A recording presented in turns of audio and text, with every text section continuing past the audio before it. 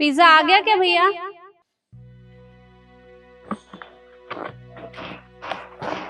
भैया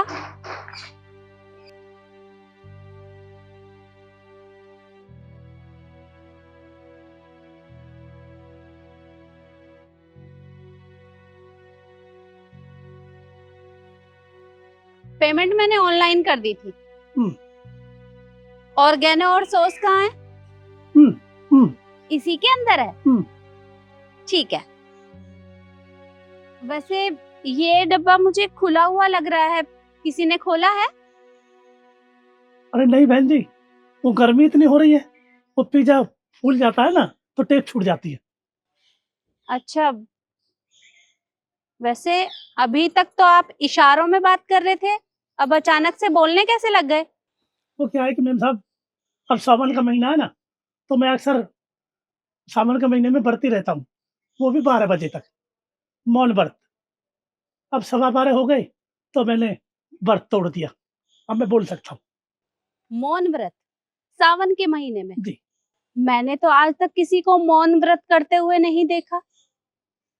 खैर छोड़ो, मुझे क्या मतलब है, जाइए आप। रुको माँ, एक बार बॉक्स खोलकर तो देख लो कि पिज्जा पूरा है भी कि नहीं।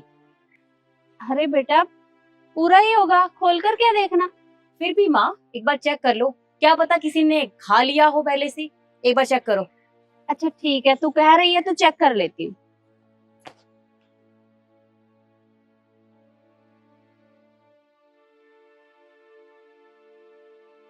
ये क्या, ये तो खाया हुआ लग रहा है।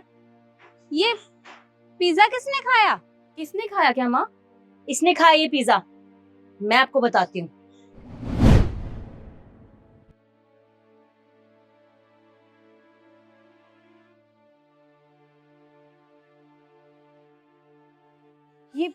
ये पिज्जा तो मम्मी ने ऑर्डर किया था ना, और ये इसे झूठा कर रहा है। ये पागल है।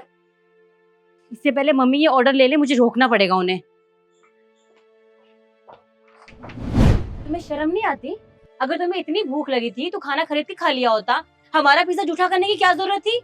बेशरम कहीं के। अरे आपको शर्म आनी चाहिए, हमने आपसे पिज्जा मंगवाया था और आपने इसे झूठा कर दिया। अरे आप कमाते हैं, अगर आपको भूख लगी थी तो आप खरीद कर खा सकते थे, या फिर मुझसे बोल दिया होता। ऐसे झूठा करने की क्या जरूरत थी?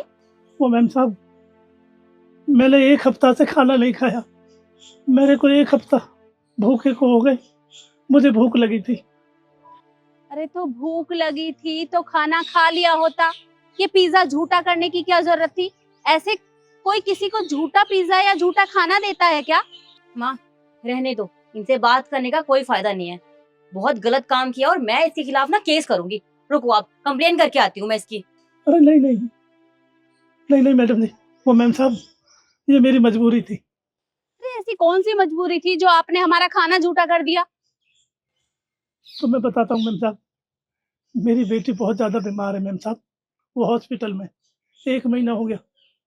मैं रात दिन एक करके कुछ कमाता हूँ तो वो दवाई के इंजेक्शन में खर्च हो जाते हैं, बहुत दवाई महंगी महंगी आती है, न मैं खा पाता हूँ न मैं नहा पाता हूँ, भागा भाग बस यही काम है मैम साहब।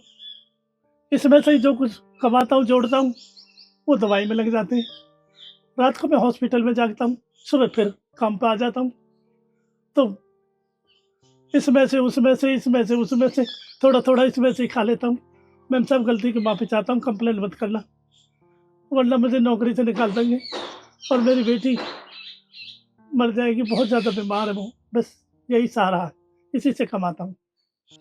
सॉरी अंकल जी, मुझे नहीं पता था कि आप इतनी परेशानी में हो, वरना मैं आपसे इस तरह से चिल्लाकर बात नहीं करती। सॉरी। आज के बाद ये गलती नहीं होगी मैम साहब, बस आपके हाथ बात है, आपकी बड़ी मेहरबानी होगी, मेरी नौकरी को मत छुड़वाओ। देखो भैया, मैं आपकी कंप्लेंट नहीं करूंगी, पर आपको इतना ही समझाऊंगी कि मानती हूँ कि आपकी बेटी बीमार है, लेकिन इसका मतलब ये तो नहीं कि आप दूसरों का खाना झूठा कर दो। अगर आपको भूख लगी है तो आप किसी को बोल सकते हैं, कोई भी आपकी मदद कर देगा, आपको खाना खिला देगा। इस तरह से दूसरों का खाना झूठा करने की जरूरत नहीं है।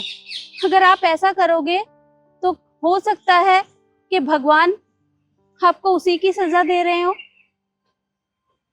देखिए भैया, मैं आपकी बेटी के लिए तो कुछ नहीं कर सकती, बस इतना कर सकती हूँ कि आप ये पिज्जा रख लो और आप खा लेना इसे। ठीक है बहन जी, मैं आपकी बात पर अमल करूँगा। मैं आज के बाद किसी का कोई सामान झूठा नहीं करूँगा। हाँ भैया, ऐसा ही करना, क्योंकि सभी लोग आपके ऊपर विश्वास करके आपसे ये खाना मंगवाते हैं। अगर आप ही इस तरह का काम करेंगे तो सबका विश्वास उठ जाएगा, कोई आप लोगों से खाना नहीं मंगाएगा। बस बहन जी, मैं अपनी बेटी के उसमें थोड़ा भूल गया था, सब पागल सा हो गया। आज के बाद ऐसा काम नहीं होगा। मैं मेहनत करके पैसा लगाऊंगा। गलती की माफ़ी चाहता हूँ। कोई बात नहीं भैया, आप ये खाना खा लो, मैं अपने लिए दूसरा ऑर्डर कर लूंगी। ठीक है बहन जी, आपका बहुत बहुत धन्यवाद। चल बेटा। जी